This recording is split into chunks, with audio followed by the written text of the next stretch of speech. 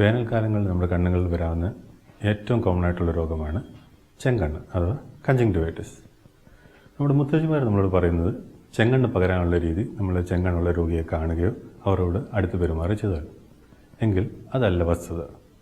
അതായിരുന്നുവെങ്കിൽ കണ്ണ് ഡോക്ടേഴ്സിനാണ് ഏറ്റവും കൂടുതൽ ചെങ്കണ്ണ് വരേണ്ടത്. കാരണം ഈ രോഗികളെ നോക്കുന്നതും അവരുമായിട്ട് അടുത്ത് പെരുമാറുന്നതും ഞങ്ങളാണ്. എന്തുകൊണ്ട് ഞങ്ങൾക്കത് വരുന്നില്ല? വളരെ സിമ്പിളാണ്. നമ്മളിപ്പോൾ ഏതെങ്കിലും ഒരു സ്ഥലത്ത് നമ്മൾ പോവുകയാണെങ്കിൽ നമ്മുടെ കണ്ണ് നമ്മൾ വിരൽ കൊണ്ട് തൊടാതിരിക്കാൻ പ്രത്യേകം ശ്രദ്ധിക്കണം. അതിനകത്ത് ഒരു കാരണമുണ്ട്. കാരണം ചെങ്കണ്ണുള്ള രോഗി ഒരു കടയിൽ ചെന്നു ഒരു വസ്തു എടുത്തു. കാരണം അവരുടെ കണ്ണെ തൊട്ടിട്ടായിരിക്കും ആ വസ്തു എടുത്തിരിക്കുന്നത്. അവരുടെ കണ്ണിൽ വന്ന ആ അണുക്കൾ ആ വസ്തുവിൽ വന്നു. അവരത് താഴെ വെച്ച് അവർ പോയി. അടുത്ത് നമ്മളാണ് അവിടെ ചെല്ലുന്നത്. നമ്മളപ്പോൾ ആ ചെങ്കണ്ണുള്ള രോഗി അവിടെ ഇല്ല. പക്ഷേ അതേ വസ്തു നമ്മൾ നമ്മുടെ കൈ കൊണ്ട് എടുക്കുന്നു.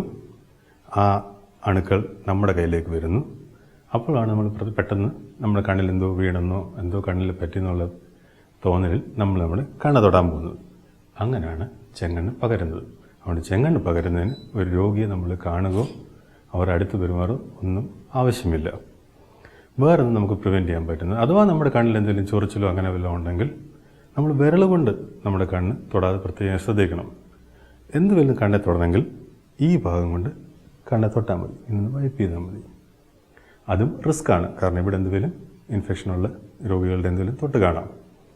ഏറ്റവും സേഫ് എന്ന് പറഞ്ഞാൽ നമ്മുടെ കണ്ണെ തൊടണമെങ്കിൽ കൈ നല്ലോണം സോപ്പിട്ട് കഴുകിയതിന് ശേഷം മാത്രം കണ്ണിൽ തൊടുക. ഈ കണ്ണിൽ ചൊറിച്ചിൽ തുടങ്ങുന്നതാണ് സാധാരണ വൈറൽ ഇൻഫെക്ഷൻ, വൈറൽ ചെങ്കണ്ണിൻ്റെ തുടക്കം. അപ്പോൾ നമ്മൾ ചൊറിയാൻ പോയി കഴിഞ്ഞാൽ അത് കൂട്ടിക്കൊണ്ടേയിരിക്കും. അതിനുള്ള ഏറ്റവും വലിയ മാർഗം നമ്മൾ വീട്ടിൽ ചെന്ന് ഒരു കെട്ട് ഐസ് തൂവാലെ പൊതിഞ്ഞ് കണ്ണിൽ വെക്കുക. ആ ചൊറിച്ചിൽ അതോടെ മാറിക്കോളും, ഇൻഫെക്ഷനും വരാതിരിക്കും.